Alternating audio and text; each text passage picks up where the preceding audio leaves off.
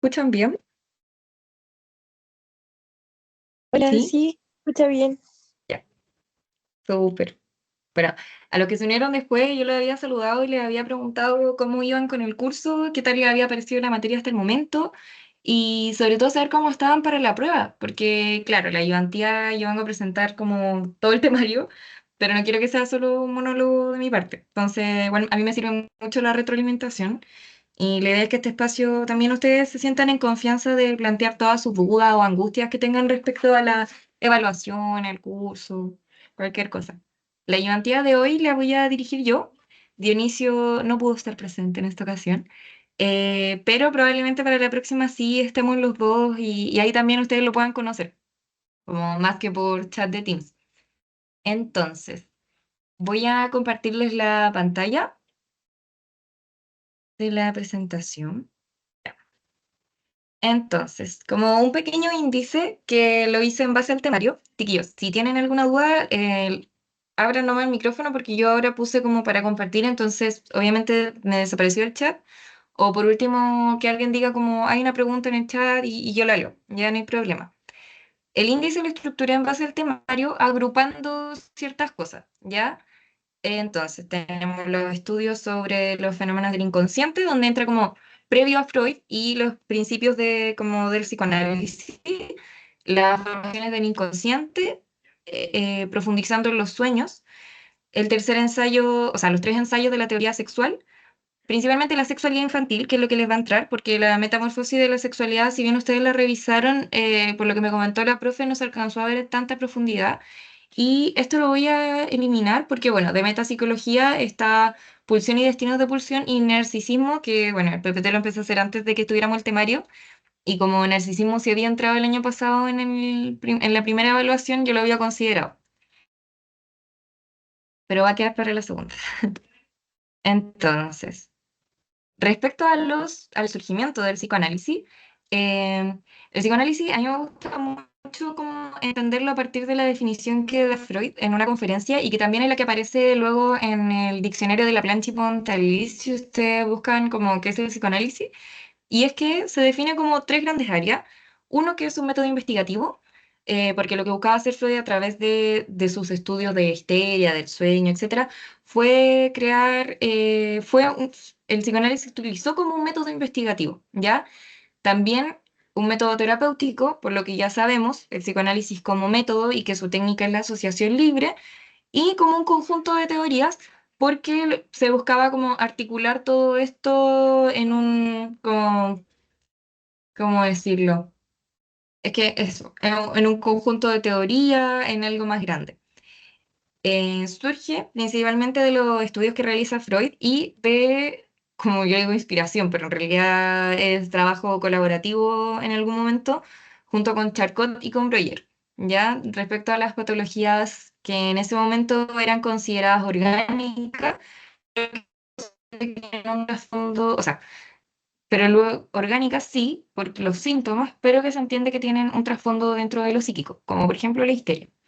Entonces, partiendo con la histeria, que es como lo primero dentro de su temario, tenemos que la histeria originalmente tiene un origen orgánico. Histeria, como se los puse aquí abajito, y yo he dicho que grande se ve la pantalla, pero histeria viene del griego que es histera, que significa útero. Entonces, la histeria de su etimología tenía un origen orgánico y aparte de género, porque estaba asociado a aquellas personas con útero. A finales del siglo XIX, o sea, a finales de 1800, se comienza a pensar en otra causa y así es como Charcot comienza a utilizar la hipnosis como método para acceder eh, para acceder al psiquismo y para poder ir eliminando los síntomas, pero en realidad, y esto es súper importante dentro del psicoanálisis, y es que los síntomas no son simplemente como el malestar físico que se presenta, ¿ya? Porque el síntoma, y hay un texto muy bueno que se llama Sobre el sentido de los síntomas en uno de los tomos, que si quieren yo se los puedo recortar y subir, porque les va a servir mucho para la prueba, y es entender que los síntomas, por ejemplo, en el caso de la histeria, que son síntomas conversivos porque se manifiestan a través de la conversión en el cuerpo, por ejemplo, una parálisis facial o de alguna extremidad, la afasia modular, que era lo que, por ejemplo, sufría Anao, entre muchos otros síntomas, se entiende que tienen un trasfondo dentro de lo psíquico, dentro de algún malestar psíquico. Charcot propone que es de un origen cerebral. Ahora podemos plantear la diferencia como entre cerebro y psiquismo, ¿ya? Cerebro como aquello más orgánico, como la masa en sí, y el psiquismo como algo un poco más abstracto o completamente abstracto, ¿ya? Denomina este autor que el tratamiento idóneo era la hipnosis. Ya este método, por medio de la sugestión, o sea, hay una tablita que yo siempre me hago, que es como método y técnica. Ya el método obviamente es como no lo teórico, pero, por ejemplo, tenemos el método sugestivo, el método catártico y el método psicoanalítico, ya como previo del psicoanálisis. Y luego, en técnicas, como aquella herramienta que es utilizada por el método, tenemos la hipnosis, la abreacción y la asociación libre. Entonces, la hipnosis, como aquella que todos conocemos como de hacer dormir a la paciente, en realidad lo que busca es generar un trance entre el sueño y la vigilia, que iría despejando de alguna manera estos tapujos más morales y le permitirían hablar de todo aquello que le molesta, que le genera vergüenza, etcétera. Entonces, esta técnica también fue utilizada por Breuer en el método catártico y ahí lo que se buscaba conseguir, como les mencionaba, era la abreacción, ¿ya? Yo lo divido en estos tiempos, que es como cronológicamente, método sugestivo, método catártico y psicoanálisis. Y técnica, hipnosis, hipnosis y abreacción en el método catártico y la asociación libre en el psicoanálisis. Entonces, esto era lo que como, yo me lo hago en tabla, pero acá a ustedes se los puse como en un hexágono. La abreacción consiste, porque como no lo había explicado, la abreacción consiste entonces, pensemos que la abreacción viene como de una apertura a. En las obras teatrales, el momento de catarsis, y esto viene como del griego, la catarsis es el momento de quiebre. Entonces, ¿qué se buscaba por medio de la abreacción? Que dentro del relato del paciente llegara el punto en el que se aperturara todo esto, todo este malestar psíquico que estaba guardando. Esto fue muy utilizado en el caso de Nao, que fue paciente de Breuer y que Freud también estudia. Si bien el caso de Nao es conocido como de los primeros casos de cura psicoanalítica, ella a sí misma no se denomina como curada nunca, ni se siente curada nunca. Y también es el primer caso que, si bien se utiliza la abreacción y el método catártico por parte de Breuer, surge la idea de la asociación libre como aquella cura por la palabra, principalmente. Entonces, en último, como paso psicoanalítico, tenemos, o sea, previo al psicoanálisis, tenemos al método psicoanalítico y la asociación libre como técnica, que la asociación libre, como ya lo han revisado, consiste en básicamente decirle al paciente exprese todo lo que, es- diga todo lo que piense en la sesión. ¿Por qué diga todo lo que piense? Eh, Porque esto conduce a que la persona se sienta sin tapujos de hablar. De hecho, ahí ustedes pueden ir como haciendo conexiones entre estos tres momentos como previos al psicoanálisis y al psicoanálisis mismo, en que el diván, que es este sillón como especial de terapia que hasta el día de hoy se utiliza, conduce un poco al mismo estado de entre vigilia y ensoñación que produciría en su momento la hipnosis, ¿ya? Y por eso en el diván, la idea de que el paciente esté mirando hacia arriba es que no esté enfrentado como al rostro del analista, que podría generar sugestión, para la redundancia, pero sugestión en un sentido de, como le estoy contando algo a mi analista, y por como el analista también es persona, de casualidad hace como ya.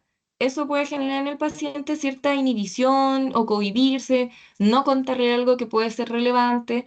Y de hecho, dentro del psicoanálisis se entiende que aquello que no se nombra es justamente lo que está siendo más relevante. Por algo no se está diciendo, porque hay una represión actuando sobre eso.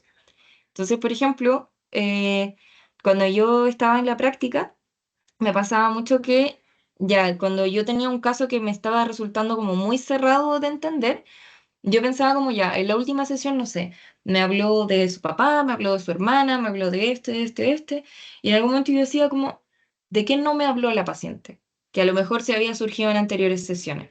En esas sesiones en las que uno queda como medio colgado, que no sabe muy bien qué sentido tuvo, ahí yo me decía como, ya, ¿qué no me está diciendo la paciente? Y ella decía, ah, no me habló de esta persona.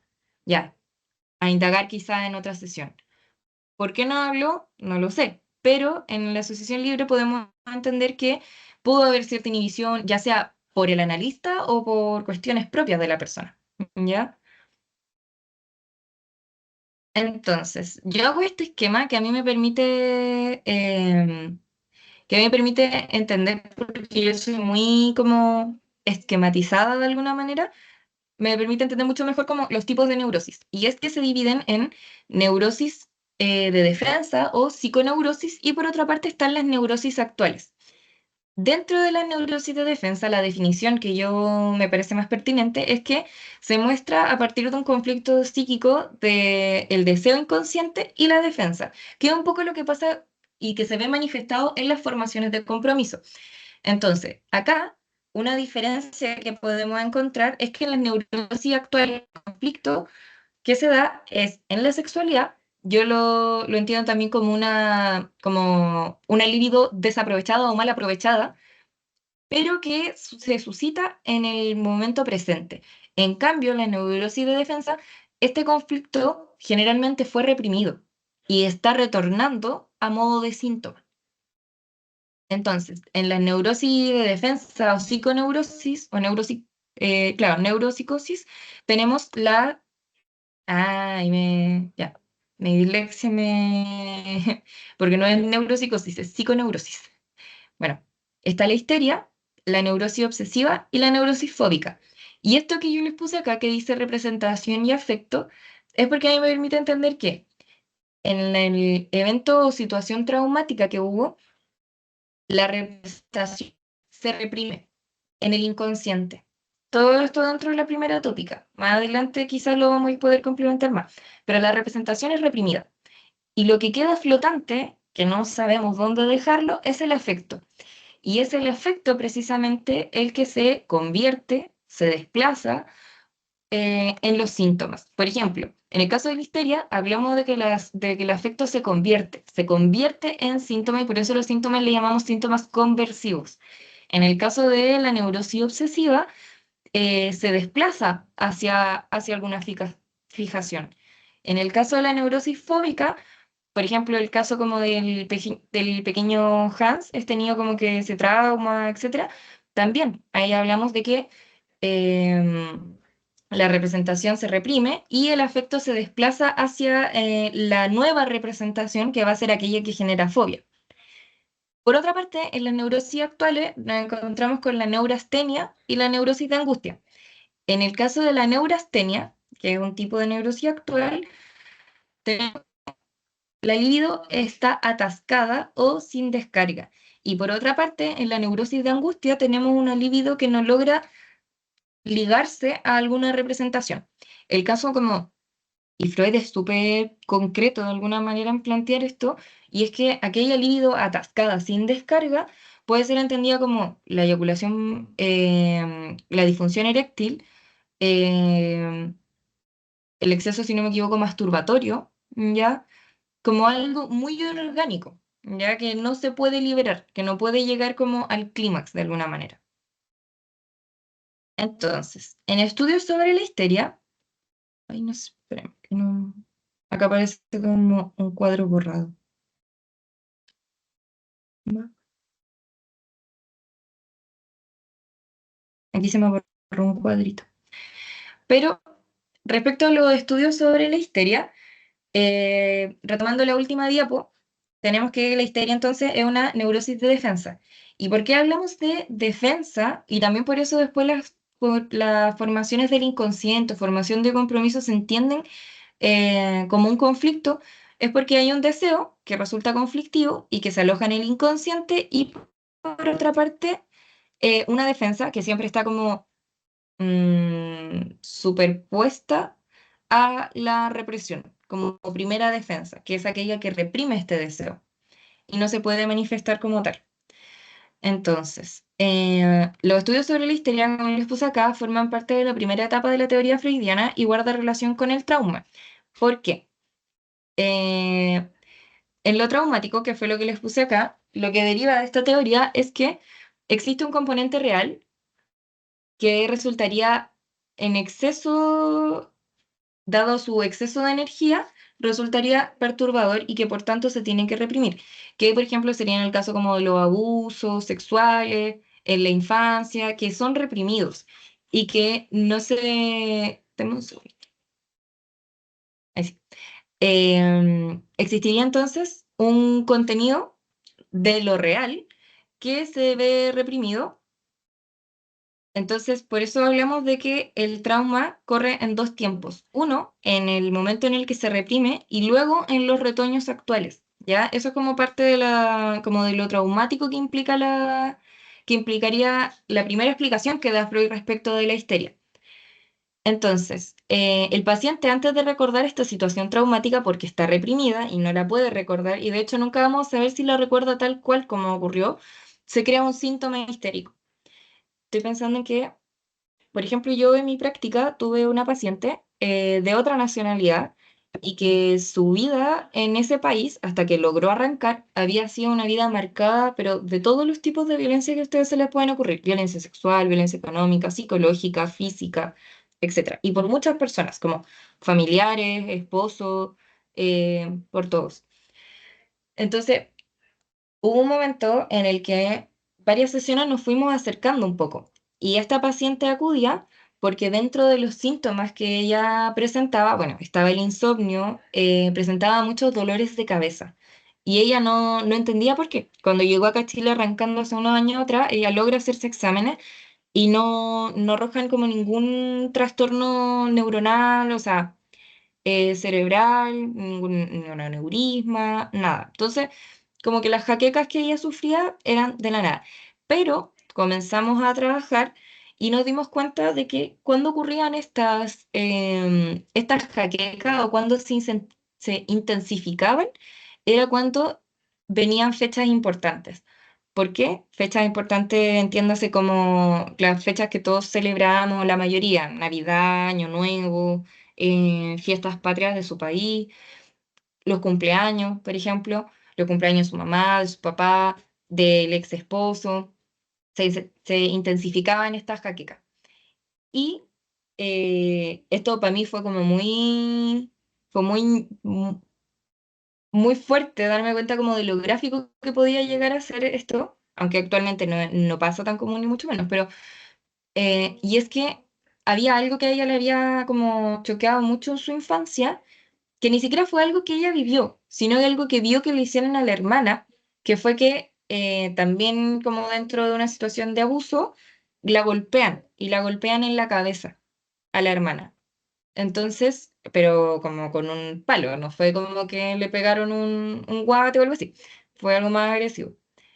Entonces, obviamente a partir de esto no se curó por completo su jaqueca, pero sí bajó la intensidad y al menos le permitían como hacer más cosas. Ahora, lo interesante justamente de los síntomas es que si desaparece uno, va a aparecer otro, eventualmente. Pero ahí tienen como un ejemplo de una conversión física a partir de un malestar psíquico y que también estaba como en un origen del pasado, porque esto había ocurrido cuando ella era muy chica. Ella decía que esto tiene que haberle pasado cuando tenía como unos 7 años y esta paciente cuando yo la atendí el año pasado tenía 48, hartos años, casi 40 años de diferencia. Entonces, Freud renuncia a esta teoría en 1897, que es la teoría de la seducción, cuando surge el concepto de fantasía. ¿Y por qué renuncia a esta teoría?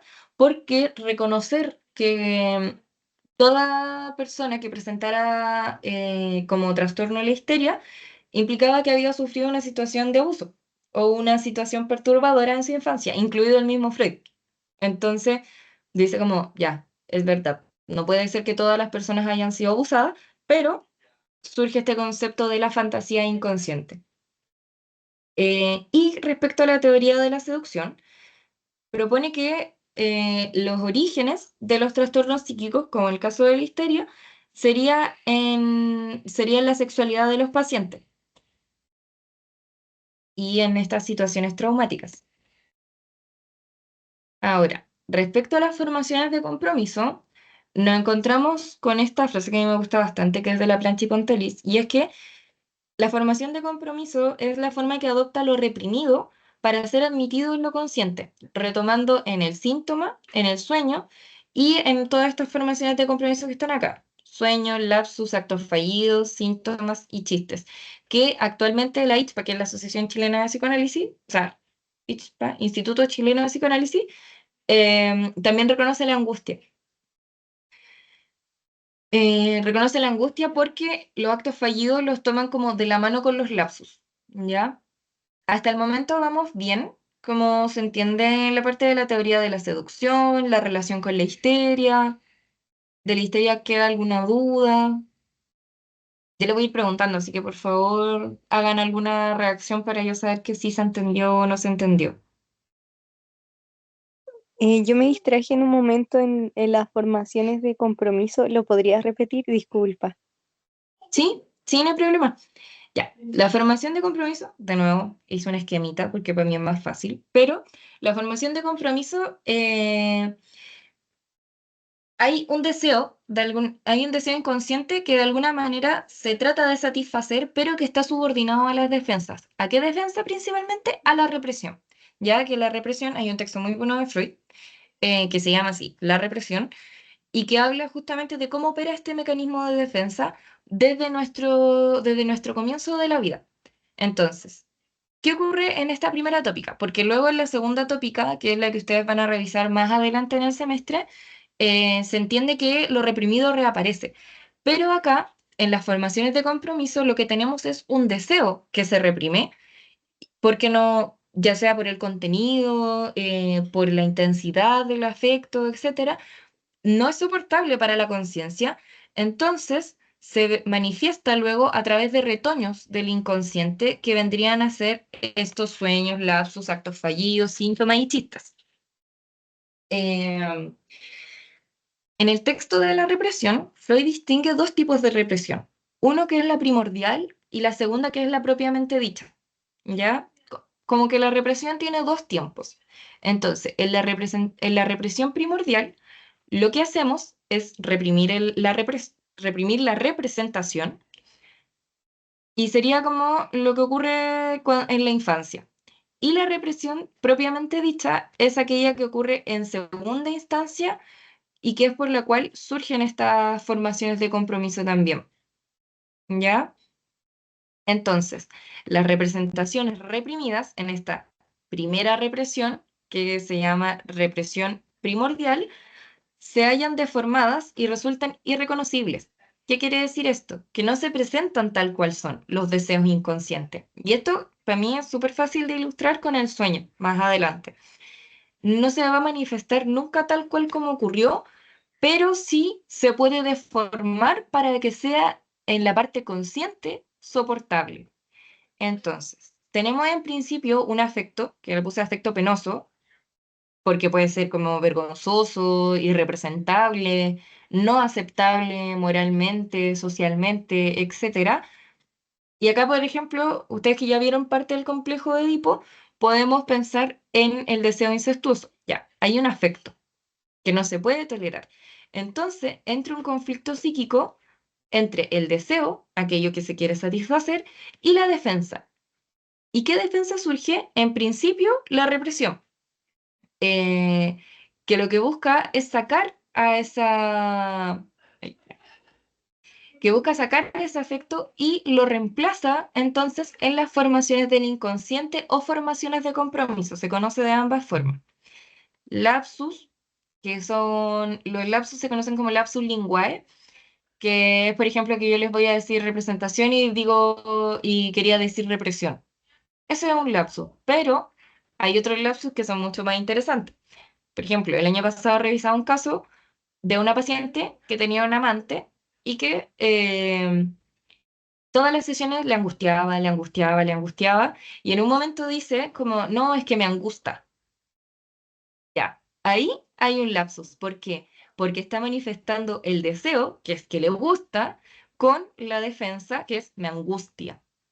¿Ya? La angustia no es un mecanismo de defensa por si acaso, pero el mecanismo de defensa de la represión genera que ese deseo sea angustioso. Entonces, la paciente, de tanto decir, no, es que me angustia esta situación, me angustia, dice, me angustia. El acto fallido son aquellas fallas operacionales. Por ejemplo, a mí me pasó mucho el año pasado que había una supervisión en mi práctica que a mí no me gustaba asistir. Y yo soy súper ordenada con los tiempos, por eso hoy día me sentía muy culpable como de tener que atrasar la reunión una hora. Eh, pero me pasó que en las últimas dos sesiones cambiamos el horario y yo lo anoté en el calendario de Google, en el de mi celular, todo, y se me olvidó. Las últimas dos sesiones como de supervisión a mí se me olvidaron. Y me acordaba cuando faltaban 5 minutos para que empezara y estaba a una hora de mi práctica, entonces no llegaba. Y era como, chuta, no llegué. Ya, ahí una vez, cuando pasa, no, yo al menos con una amiga siempre tenemos esta frase que es como, ya, una vez es casualidad, dos veces puede ser coincidencia, pero ya la tercera vez hay un patrón y hay algo más ahí, no es solo un olvido, al menos desde nuestra perspectiva como más psicoanalítica.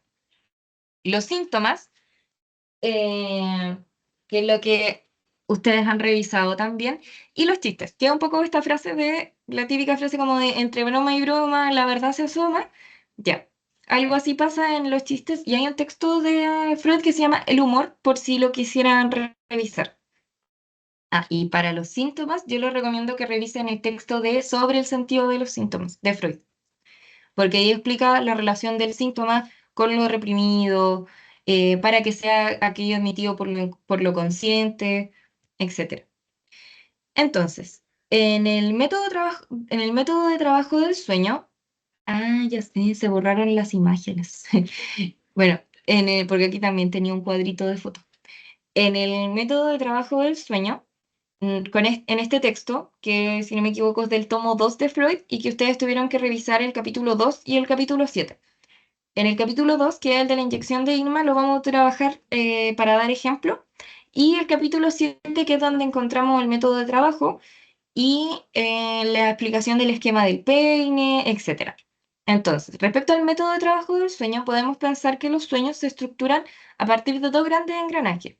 Uno que es la producción de pensamientos, que es el contenido del sueño, y que ahí en el texto se explica como aquello a ver, como el material a partir del cual se conforma el sueño.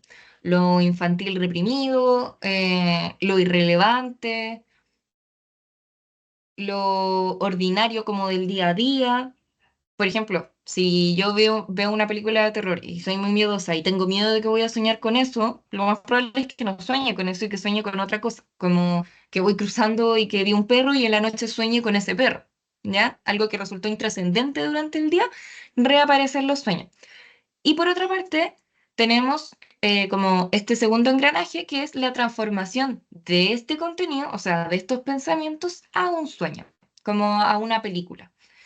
Entonces, respecto a la transformación del contenido, o sea, a este segundo engranaje, yo al menos lo entiendo así como engranaje, se estructura en base a cuatro mecanismos que serán reconocidos como trabajo del sueño, que son los que están acá: condensación, desplazamiento, miramiento por la figurabilidad y elaboración secundaria. Entonces, esto es, a su vez, yo, bueno, sigo utilizando como la metáfora de un engranaje, porque no es que vayan en este orden trabajando el sueño, sino que cada uno de estos mecanismos del sueño se van organizando de modo tal que resultan en esta película. Ya, acá esto es importante para entender por qué el sueño es una formación de compromiso, porque en el sueño se pone en juego un deseo que es reprimido en algún momento y que excede a nuestra conciencia por medio de la desfiguración onírica. ¿Qué es la desfiguración onírica? Es, así como se menciona antes en esta definición que da la Planchi Pontalis, es esta deformación que se le hace al deseo para que cuando pase a la conciencia pueda ser digerido y pueda pasar a la conciencia, porque si el deseo se mantiene tal cual como es originalmente, no va a poder pasar a la conciencia. Entonces, estos cuatro grandes como mecanismos de trabajo del sueño tenemos, ay, ven, acá hubo un lapsus pero escrito, porque era condensación y puse conducción. En la condensación, y yo siempre pienso como en un embudo para imaginármelo un poco, tenemos que es una abreviatura, un resumen o o una síntesis de varios contenidos y del contenido latente del sueño. Tenemos que pensar que el sueño, igual que a futuro ustedes lo van a ver con sus pacientes, hay un contenido latente, que es aquello más inconsciente, y un contenido manifiesto, que es lo que conscientemente vemos. Por ejemplo, el síntoma es un contenido manifiesto. El sueño, la película del sueño, es un contenido manifiesto. Pero ¿qué compone al sueño, como en su origen, en deseo, etcétera? Vendría a ser este contenido latente. Entonces, por ejemplo, el sueño de la inyección de Irma, hay cosas que se ven simplificadas o reducidas de alguna manera, como por ejemplo,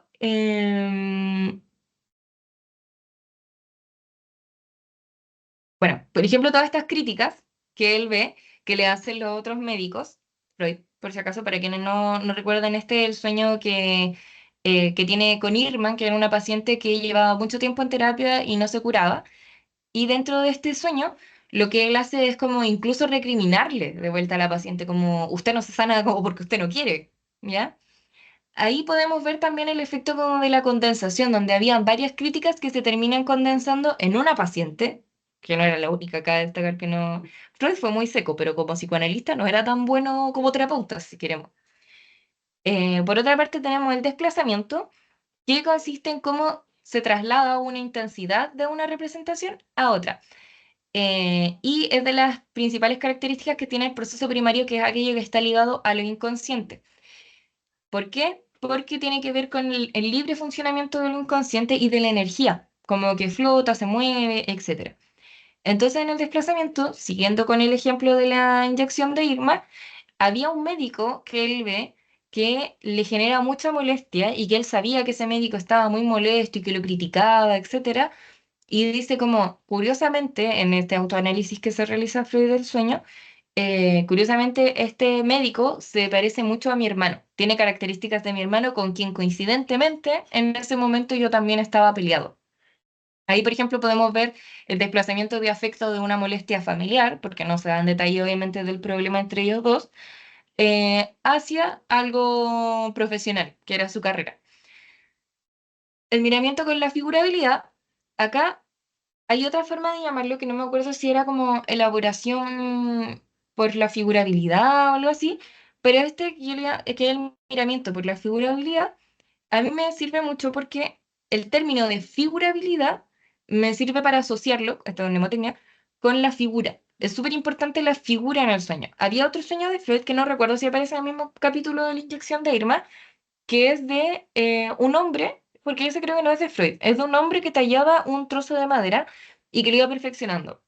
Bueno, en ese sueño también se podía ver como los otros elementos del trabajo del sueño, porque condensaba en este trozo de madera todo lo que el paciente estaba viviendo como en la vigilia, en la vida real, que era que no podía terminar un ensayo, una tesis doctoral o algo así. Entonces, en el sueño, esta figurabilidad se ve de forma muy concreta, muy pragmática, porque es realmente, hacer la tesis era realmente como estar tallando un trozo de madera, como sacándole hojita a hojita con un cincel hasta ir perfeccionándola, hasta que quedara perfecta, etcétera. Entonces, en el miramiento de la figurabilidad tenemos que es una conversión de la intensidad de varias o de una representación que no sea procesable y se condensa también en una figura, por ejemplo, en este caso en un trozo de madera, que es mucho más procesable para el psiquismo que una tesis, para que sea aceptable en la conciencia. Y por último, la elaboración secundaria, que acá yo sí considero que es como el último retoque, pero último pensando que no es que el psiquismo trabaje como ya, tenemos toda esta película como en las películas realmente, sino que se va construyendo a medida que avanza. Tenemos que la elaboración secundaria es el último retoque de alguna manera que recibe el sueño, donde se arreglan los últimos detalles em, que estaban pendientes para que el sueño sea coherente. Si bien el sueño se estructura en la base de que del inconsciente y por ende no necesariamente tiene que tener una estructura lógica, sí se busca que el sueño sea coherente y que sea comprensible. Por eso les puse como dentro de lo posible, cubre algunas lagunas y crea una historia un poco más compuesta para que nosotros podamos entenderla de alguna manera o darle por último algún significado.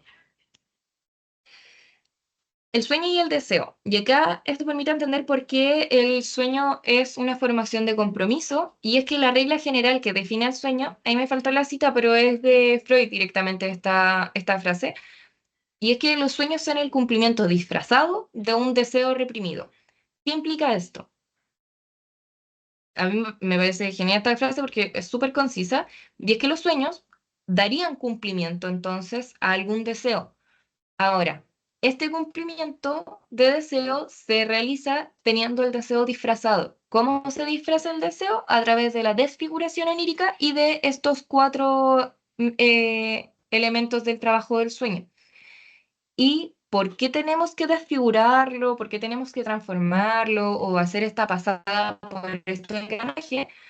Porque sería un deseo que no puede ser admitido a la conciencia así como así y que tiene que, o que fue en algún momento reprimido. Entonces, en esta primera tópica, y es lo que yo les decía, más adelante va a ser distinto, porque más adelante se va a pensar que lo de reprimido se repite, como en los sueños traumáticos de los neuróticos de guerra, de los exsoldados, etcétera. En este momento se asume que siempre hay una satisfacción de deseo inconsciente por medio de los sueños y que por eso soñamos, pero tenemos que desfigurarlo. Entonces, aquellos deseos que implicarían mayor malestar y que causaran angustia, terminarían siendo aquellos sueños de angustia, por ejemplo, cuando el deseo es demasiado inconcebible para la conciencia, aunque trate de desfigurarse resulta siendo muy inconcebible, lo que pasa es que el sujeto se despierta. Y esto vendrían a ser los sueños de angustia o sueños punitorios también. Entonces, ¿por qué son, o sea, al ser una formación de compromiso, son analizados y son parte del psicoanálisis, incluso actualmente, aunque yo creo que menos, pero siguen siendo utilizados y harto, sí. Menos que antes quizás, pero bastante es que la interpretación onírica es la vía regia para el conocimiento de lo inconsciente en la vida anímica. ¿Por qué? Porque diferente a lo que se planteó en algún momento respecto a los sueños, que habían, esto, no sé si ustedes se acuerdan, pero yo cuando era chica en mi casa había un diccionario de los sueños, que uno buscaba y decía como, soñé con perros, ya, perro significa amistad fiel, bla, bla, bla. Bueno, lo que va a plantear el psicoanálisis y lo que va a plantear Freud es justamente que no existe un diccionario como tal de los sueños. Y por ende, lo importante del sueño y de la interpretación onírica es aquello que el paciente dice. Por tanto, se vuelve súper importante al momento de interpretar un sueño, cómo el paciente lo describe, qué cosas omite. Y por eso Freud cuando analizaba decía como, ya, yo voy a tomar nota de algunas cosas que me parecen relevantes de su sueño, lo anotaba y después, en otro momento, le volví a preguntar, ya fuera dentro de la misma sesión o de otras sesiones, le volví a preguntar como, oye, este sueño y la cuestión, paciente le volví a relatar y ahí se va notando ciertas cosas que se van reprimiendo. Entonces, aquello que se reprime, como lo que yo les decía, lo que no se dice en la sesión a veces es más importante que lo que sí se dice. Esas pequeñas cosas o fragmentos que se van reprimiendo resultan más importantes porque por algo se reprimieron, porque no podían tener tan fácil acceso a la conciencia. Entonces, a través de esta interpretación onírica, podríamos acceder mucho mejor a lo inconsciente. El esquema del peine, bueno, pregunta, ¿hasta acá vamos bien? ¿Hasta esta explicación como del sueño vamos bien? ¿Se entiende? ¿Hay alguna Por acá, por duda? lo menos. ¿Sí? No, no dije que por acá por lo menos sí. No sé si Ah, habrá ya. algún otro compañero o compañera que tenga dudas.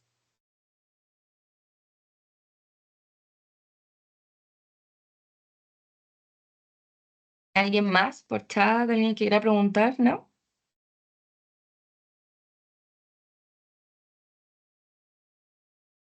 Ya. Entonces continúo. Bueno, el esquema del peine, que también es conocido como el primer modelo del aparato psíquico, se concibe como un modelo topográfico, a diferencia del segundo modelo que va a ser el del ello, yo y superyo. En este caso estamos hablando de preconsciente, consciente e inconsciente. Y se entiende como un modelo topográfico porque estaría organizado en zonas, en topografía de alguna manera. En cambio, el otro es estructural porque aparte viene a integrar también este modelo del aparato psíquico. ¿Qué tenemos? En el esquema del peine que lo utiliza Freud en el capítulo 7 si no me equivoco, en el punto de la regresión, para explicar cómo funciona el sueño, explica también cómo funcionaría cuando no estamos soñando, o sea, en vigilia. Tenemos entonces, dentro de este aparato psíquico, acá quedó como recortada la imagen, pero el esquema del peine tendría entonces un polo P, que es polo perceptivo, y un polo M, que es lo motor. En la vida como de vigilia, bueno, y entre medio también tenemos después las huellas némicas que van a ser aquellas que conforman lo inconsciente. Tenemos que en la vigilia, generalmente, nuestro actuar y nuestro psiquismo va actuando hacia la derecha. Sí, derecha. Porque iría de lo perceptivo a lo motor. Un ejemplo de esto son las reacciones. Yo escucho un golpe y me muevo. Ya, hubo algo de la percepción, algo de lo sensorial primero antes de lo motor. Escucho que cae algo y arranco. Siento que está temblando y corro, etcétera. Hay algo perceptivo y luego algo motor. ¿Qué pasa? Que estos palitos, y por algo recibe el nombre de esquema del peine por la forma que tiene, estos palitos que vemos acá serían las huellas némicas. ¿Qué son las huellas némicas? Este registro inscrito que va quedando en algún momento de nuestra historia, que se va alojando en nuestro inconsciente. Pequeñas cosas que no recordamos, pero que al irse agrupando, y eso es lo que significa, no es que dos huellas némicas formen el inconsciente, sino que en general las huellas némicas son aquellas que conforman lo inconsciente. Entonces, lo inconsciente entonces estaría desde acá hacia atrás. Y acá estaría lo preconsciente y consciente, que cabe destacar dentro de este primer modelo, se conciben en conjunto, preconsciente y consciente. Eh, ¿Qué pasa entonces en el sueño? Que el pensamiento de alguna manera tiene un carácter regrediente. ¿Qué significa esto? Que no estaría yendo de izquierda a derecha, sino de derecha a izquierda. Y es por eso que nosotros en el sueño, ¿qué quiere decir esto? Que en el sueño nosotros no solamente tomamos lo más actual, sino que también regresionamos. Y que cabe destacar, como lo inconsciente es atemporal, estas huellas anémicas no es que vayan en un orden cronológico, no es que la primera huella anémica es del nacimiento, después del primer día de vida, no, están mezcladas, porque la huella anémica, al ser un registro, no solamente es un evento, o cómo recordamos un evento, sino también puede ser una impresión sensorial, una expresión física, una sensación, una emoción, etcétera. Entonces, los sueños tendrían un carácter regrediente y eso explica por qué opera la regresión dentro del sueño y por qué utilizamos los recuerdos ya olvidados, los deseos reprimidos y lo oculto dentro de los sueños.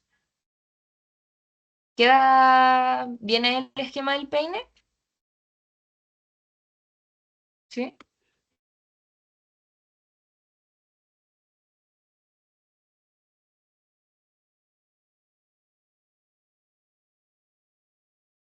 Ya. Entonces, ay, me desapareció.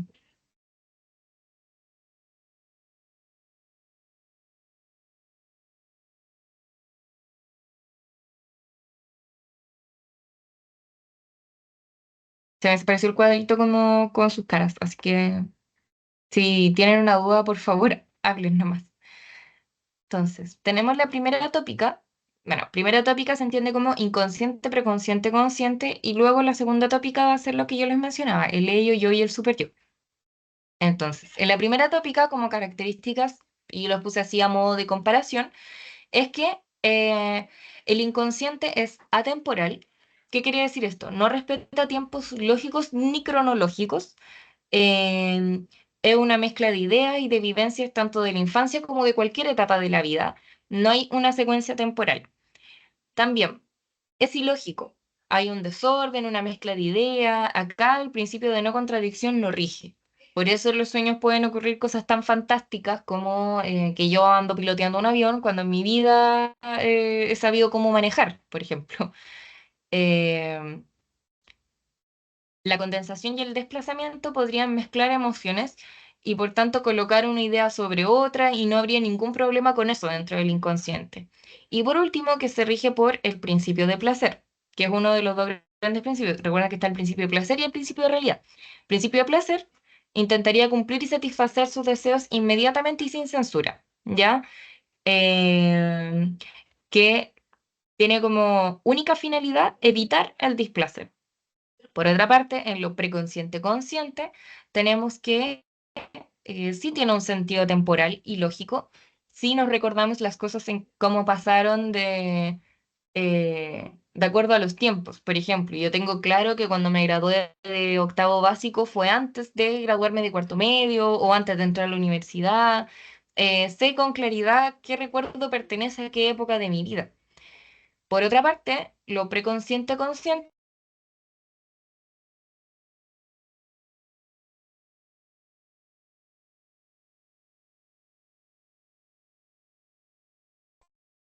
esto implica que la persona en la vida consciente, por ejemplo, si yo tengo hambre ahora, no voy a ir a buscar algo para comer porque estoy haciendo una ayudantía. Me adapto a la realidad. Entiendo que la realidad no me permite hacer ciertas cosas. Si yo me guiara netamente por el principio de placer, y es lo que pasa, por ejemplo, en algunos trastornos psíquicos donde no hay mucho, o sea, de algunos trastornos de salud mental donde no hay mucha represión, yo lo haría nomás, me paro y me voy.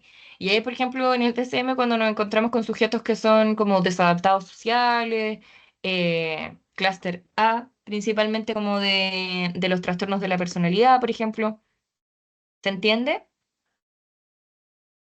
Es súper importante que tengan claro como estas características de la primera tópica.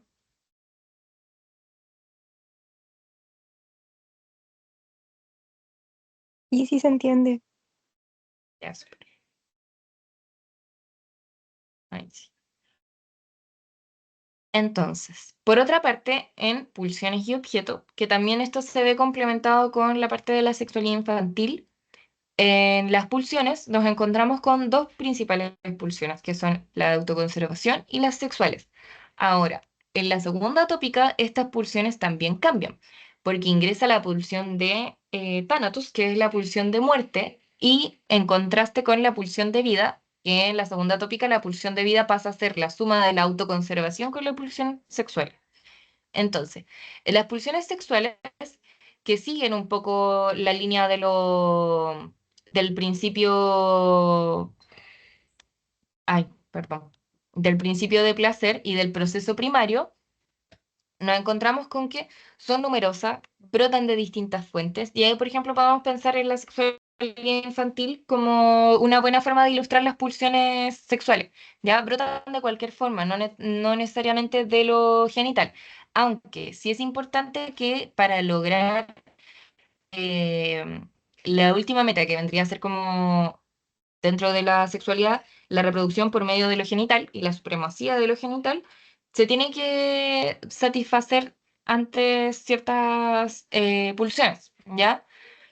Entonces son numerosas, brotan de distintas fuentes orgánicas, actúan con independencia. Estoy pensando como en el cuerpo de un bebé, porque la pulsión sexual se tiende a asociar a la sexualidad, pero no solamente asociado a lo sexual, sino como a estas características, ¿ya? Luego se reúnen en en una síntesis relativamente acabada que vendría a ser la meta sexual, ¿ya? Pero en principio no necesariamente guarda relación como con lo sexual de coito, ¿ya? Por otra parte, tenemos las pulsiones de autoconservación, que también son conocidas como pulsión yoica porque la tarea de autoconservación está referida al amor y al autocuidado, de alguna manera.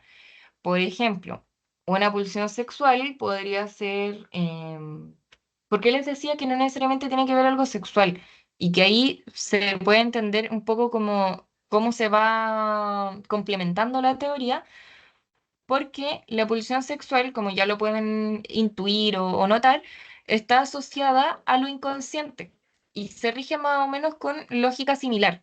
Por otra parte, las pulsiones de autoconservación estarían relativo a lo preconsciente consciente.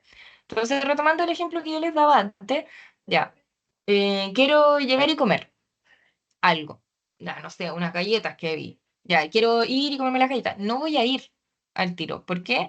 Porque hay una pulsión de autoconservación también que me hace adecuarme a la realidad. Entonces, pensándolo, por ejemplo, en un caso como más extremo, ya quiero un vicio, por ejemplo, para mí el cigarro. Quiero salir a fumar, ya, pero son las 3 de la mañana y vivo en Santiago. No voy a salir a comprar cigarro a las 3 de la mañana porque es peligroso.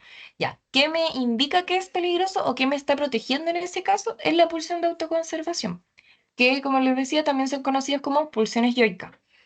Entonces, posee una doble función porque por un lado protege al individuo y por otra parte es agente de represión. O sea, no puedes hacer esto y estaría al servicio del yo, el cual está en el eje del conflicto defensivo entre el deseo y la defensa. ¿Ya? Sí, eso. Entonces, en las pulsiones, bueno, acá asociada el objeto entiéndase como objeto de investidura libidinal, vendría a ser el yo, que lo estoy tratando de proteger, y acá en lo sexual puede ser otros, como puede ser también yo en el caso de la infancia.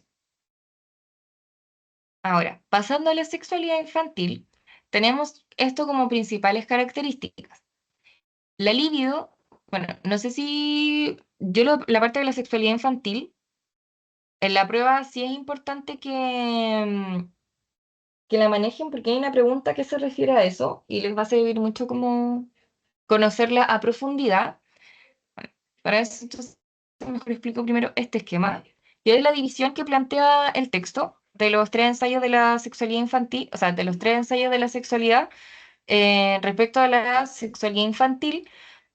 Yo lo organizo más o menos como en este esquema, y es que hay dos etapas. La primera, que son organizaciones pregenitales, donde encontramos la etapa oral y anal, que también son conocidas como oral canibálica y sádico anal. La oral canibálica, o al menos a mí me resulta súper interesante, porque habla de este tema del chupeteo, de cómo el niño de alguna manera en primera instancia renuncia al pecho y porque se siente abandonado por él, las veces que no recibe inmediatamente el alimento como él lo desea y empieza a chuparse el dedo. Por ejemplo, en el destete, explica también por qué los niños siempre se llevan toda la boca en los primeros meses. Y luego pasando a la fase sádico-anal, entendemos que la zona erógena cambia. Ya no es la boca, sino que es el ano, y guardaría relación, en el caso de lo diagonal, con el control de esfínteres. Hay que entender que la sexualidad infantil, así como lo mencioné acá, está superpuesta la pulsión de autoconservación por las pulsiones sexuales. ¿Qué quiere decir esto? La pulsión de autoconservación, o sea, la pulsión sexual se apuntala a una pulsión de autoconservación. Por ejemplo, y acá está esto, de que se apuntala la sensación de satisfacción sobre las necesidades básicas, por ejemplo, la boca y el ano. ¿Por qué es importante que la zona erógena sea la boca? Porque la pulsión de autoconservación nos indica que es importante, y no que nos indica, o sea, es importante alimentarnos y nutrirnos. Es importante que la zona erógena, en el caso de los anal, sea el ano. ¿Por qué? Porque nos va a permitir la descarga. ¿Ya? Entonces, la pulsión sexual se apuntala sobre la pulsión de autoconservación en la sexualidad infantil. Y esa frase es clave para que ustedes puedan entender cómo opera la sexualidad infantil. Entonces, acá también siempre dejo esta aclaración, que es importante hacer la distinción entre perversión y degeneramiento, porque cuando hablamos de que la sexualidad infantil es perverso polimorfa, no nos estamos refiriendo como al primer ensayo que es el de las aberraciones sexuales, sino que estamos hablando de que es perversa porque no se rige bajo la lógica de la primacía genital ni de la última meta que vendría a ser la reproducción por medio de la sexualidad coital y penetrativa, ¿ya? ¿Por qué? Porque la sexualidad infantil también se rige y no sé, de hecho, la sexualidad infantil no lo establece en ese ensayo si es que tiene alguna meta, como si lo tiene la vida sexual adulta, ya que vendría a ser la reproducción. Por eso también se le considera como perversa, porque carece de la meta última, porque no se rige con los mismos parámetros ni a través de las mismas zonas erógenas que la vida adulta, que vendrían a ser los genitales, y polimorfa porque se manifiesta de distintas formas y se representa también de distintas formas: oral, anal, fálica. ¿Ya? Entonces, bueno, tenemos esta primera parte y la segunda parte, que es la elección de objeto, y que acá la profe me dijo que solamente mencionáramos el complejo de Edipo. Igual les voy a hacer un breve repaso del complejo de castración porque permite entender mejor el complejo de Edipo y como que queda redondito de alguna manera. ¿Ya? Luego está la fase de latencia y la fase genital. Si fuéramos en orden, no sé si ya se la saben, pero sería lo oral, que va generalmente como desde el nacimiento hasta el año, año y medio, hasta el destete, pero que en general el destete, y de acuerdo al texto, es como hasta los 6 meses. Lo sádico anal, que empezaría después, no son tan rígida la diferenciación entre una y otra, porque puede también estar un poco mezclado, pero lo sádico anal también entraría dentro del año, año y medio, 2 años. Luego la elección de objeto y la fase fálica estaría situada desde los 4 hasta los 7 años aproximadamente.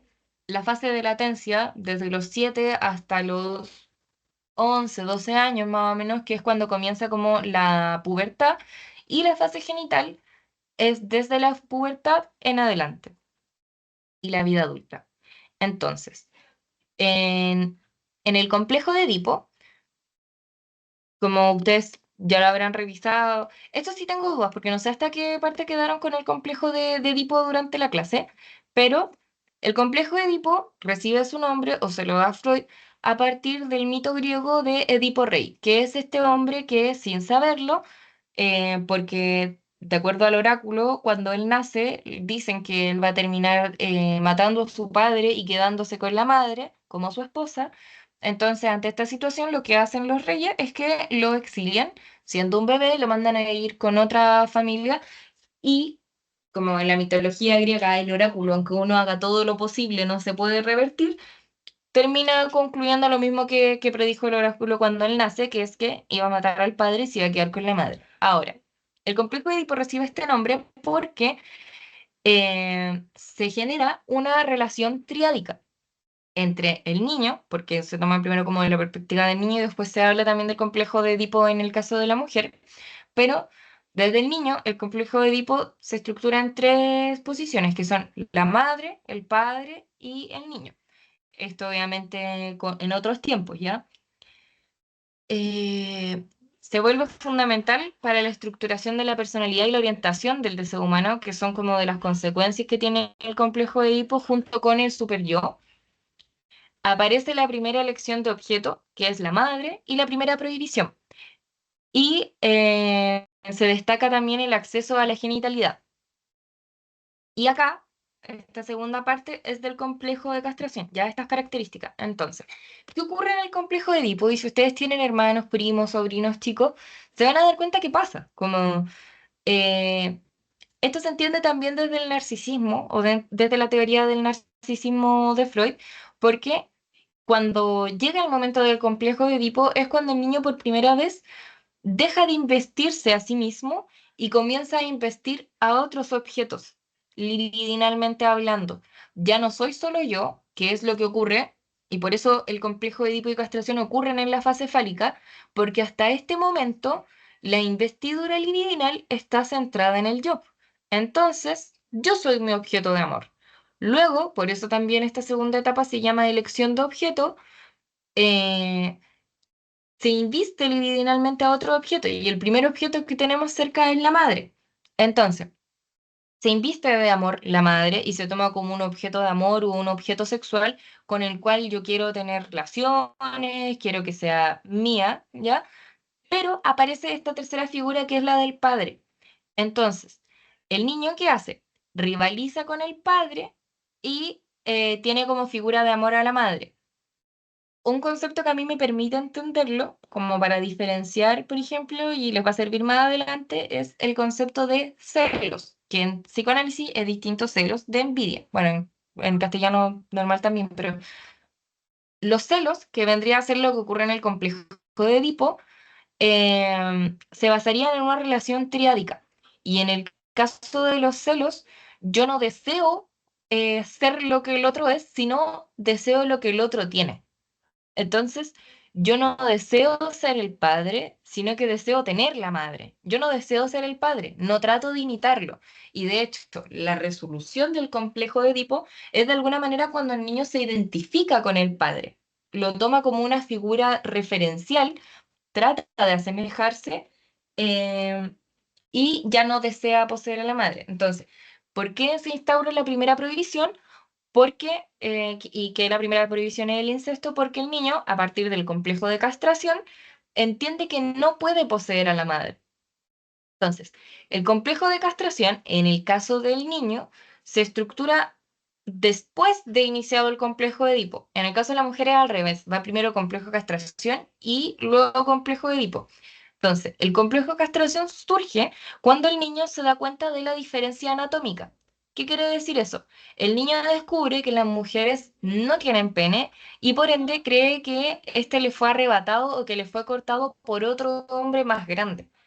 Y como teme esto, teme ser castrado, cree que él también puede ser castrado por el padre.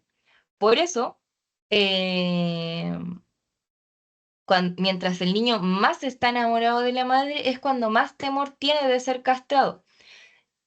Y la resolución es que finalmente el niño opta por renunciar al amor de la madre y esta renuncia se le llama renuncia narcisista. ¿Por qué? Porque renuncia a la madre con tal de tener o sea, renuncia a la madre con tal de conservar su propia genitalidad. Entonces, se cierra el complejo de castración cuando el niño renuncia a la madre, protege su genitalidad y también así da cierre al complejo de Edipo. Ahora, como último esquema del complejo, como último esquema, el esquema del complejo de Edipo, en el que tenemos que hay sensaciones que son los deseos incestuosos, ¿ya? Están los fantasmas y esto también se complementa mucho más desde una teoría lacaniana, ¿ya? Así que yo esta parte no la consideraría tanto. Pero acá podríamos tener como la primera etapa del complejo de Edipo, en el cual luego, en que pasamos al complejo de castración, hay una renuncia, que es la de la prohibición del incesto, que es renunciar a tomar a los padres como objetos sexuales. El niño integra la ley cuando integra que no puede casarse con la madre, que la madre no puede ser su objeto de amor porque no puede tener una relación con la madre, no es sostenible. Y en ese momento es que el niño se comienza a identificar con el padre y a buscar supuestamente mujeres que sean similares a la madre también. Entonces, incorpora a los padres como objeto de identificación. Y ahí, cuando se habla del super yo, como esta, ¿cómo decirlo? Como este elemento del aparato psíquico que después se profundiza mucho más en la segunda tópica, porque el super yo vendría a formarse a partir de las imagos parentales, de la moralidad, qué es lo que se ve más adelante.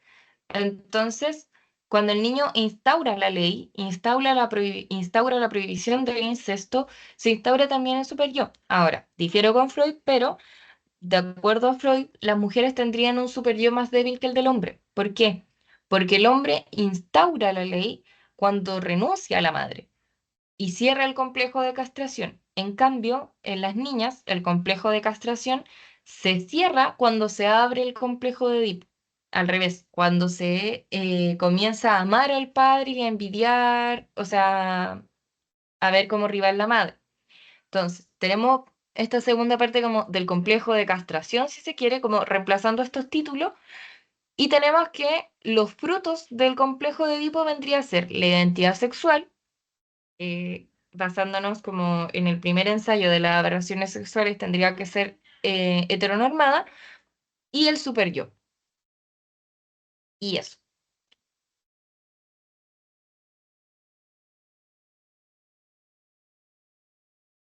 No sé si quedan dudas con el complejo de Edipo, con la sexualidad infantil, si está todo claro. Yo tenía algunas dudas con el primer texto, o sea, el segundo texto que nos dieron de Freud, no me acuerdo qué tomo era. Em, pero en el fondo Segundo cuando texto, o el tercero, ay, no me acuerdo, pero en el fondo es cuando habla de la histeria. ¿ya? Es el primer texto que no, que está en la bibliografía, pero que pertenece a Freud, no el primer texto de la bibliografía. Ya, No sé espera, lo estoy si buscando. ¿Y cuál es tu duda sobre los mecanismos psíquicos de los fenómenos histéricos? me parece que sí, sí. Ya, Em, Son hartas dudas. La primera, ¿a qué se refiere con la cancelación sugestiva directa? ¿Y cuál sería la diferencia con el método de la hipnosis con abreacción? ya. El método, bueno, voy a responder. Si quieres la primera, te la respondo después por chat. Me habla y me la haces por chat para poder buscarla bien en el texto. em, y así te doy una respuesta más completa. Ya, Pero súper. respecto a la También, segunda, dime. no, no, quisiera saber si es que es posible incluirme en el grupo de Teams. Es que me unieron después al curso, entonces no estoy en Teams. Ah, Eso ya, nomás. dale, sí. Ya, Y súper. bueno, tengo otras dudas, pero igual las puedo a lo mejor plantear después por chat o no sé. Sí, no hay No problema. Si sé las cómo quieres me puedo plantear vestir. después por chat, o sea, no tienes acceso a Teams, pero mi perfil sí te debe aparecer. Como, Sí, sí. ya, por si acaso. A mí cuando me crearon los perfiles, me crearon dos, pero el mío es el que tiene foto, el que yo sí uso. El otro pueden enviar mensajes y me ha pasado que me mandan mensajes, pero no me llegan.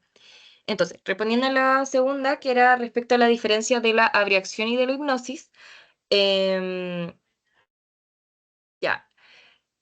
La hipnosis, principalmente utilizada por Charcot, que fue un gran hipnotizador, consiste en buscar un espacio de trance de la vigilia y el sueño, ¿ya? En el que se desinhiba la persona. Un poco los tres buscan lo mismo, que es la desinhibición, pero en el caso de la abreacción, en el cual también el método, al igual que la hipnosis, el método es sugestivo, pero ¿cómo se llama esto? La técnica cambia. Lo que buscamos en el segundo método, que vendría a ser el catártico y sugestivo, porque va de la base también un poco lo sugestivo, lo que se busca es que la persona hable de todo lo que le está pasando, que por ejemplo es lo que pasa con Ana O, que Ana O cuando comienza a hablar de los síntomas y de lo que le pasa y necesitaba tener sesiones 3 veces a la semana, de 1 hora cada una, etcétera, con Broyer, comienza a ver mejorías de sus síntomas. ¿Por qué? Proponen entonces que en el método o sea, de la técnica de la abreacción lo que se logra es abrir de alguna manera el conflicto o malestar psíquico como un periodo de catarsis, que es lo que ocurre como en las obras teatrales, en el género de lo dramático, en las obras griegas, siempre hay una parte que es la catarsis griega. Y la catarsis viene justamente de esto, como dame un segundito. La catarsis viene justamente de que lo tenía acá anotado. Ya, de una purga o una purificación. Cuando algo se abreacciona, se entiende que se purifica. Por ejemplo, en el caso de la obra de Edipo Rey, lo que ocurre cuando él descubre el oráculo y se da cuenta de que se cumplió y todo, hay una purificación de alguna manera. Y ese es el momento de catarsis de la obra. No sé, en Romeo y Julieta la catarsis es cuando ambos mueren. Y hay una purificación cuando se dan cuenta de que Romeo despierta y ve a Julieta muerta, porque Julieta pensó que Romeo estaba muerto, etcétera. Entonces la abreacción lo que buscaría sería descargar la tensión psíquica generada por una experiencia traumática. Se lo voy a anotar igual en el chat. Método, igual para no confundirlos mucho, método sugestivo, técnica hipnosis, que así se los pasó la profe si no me equivoco. Y yo a veces me confundo un poco de la información por otra sección de psicoanálisis que hago, en la que lo pasamos como método sugestivo y método, o sea, como que el método catártico también le llamamos sugestivo, porque igual está a la base, pero acá lo tratan como catártico, porque estaba revisando el PPT de la profe. Técnica. Dios.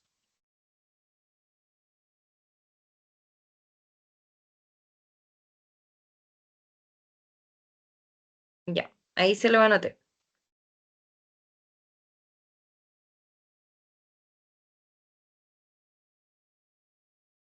Ahí no sé cómo queda, si se entiende más.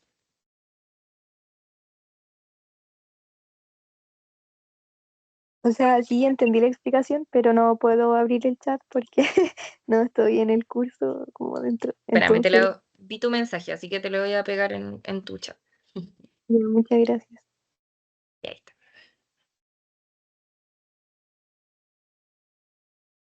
Y le voy a decir a la profe que te agregue, porque ella debe tener acceso como para administrar el equipo. Sí, sería bacán, por favor. Ya. Eso, chicos, no sé si tienen más dudas, si quisieran consultar algo más.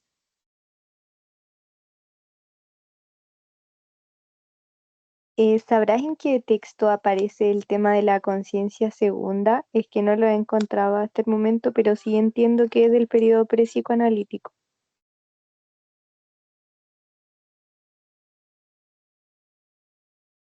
Lo voy a anotar en tu mismo chat para acordarme que fuiste tú quien me lo preguntó.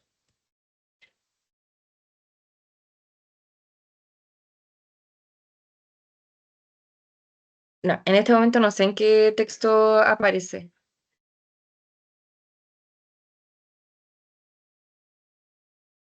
Ah, ya. Gracias igual. Ya, de nada.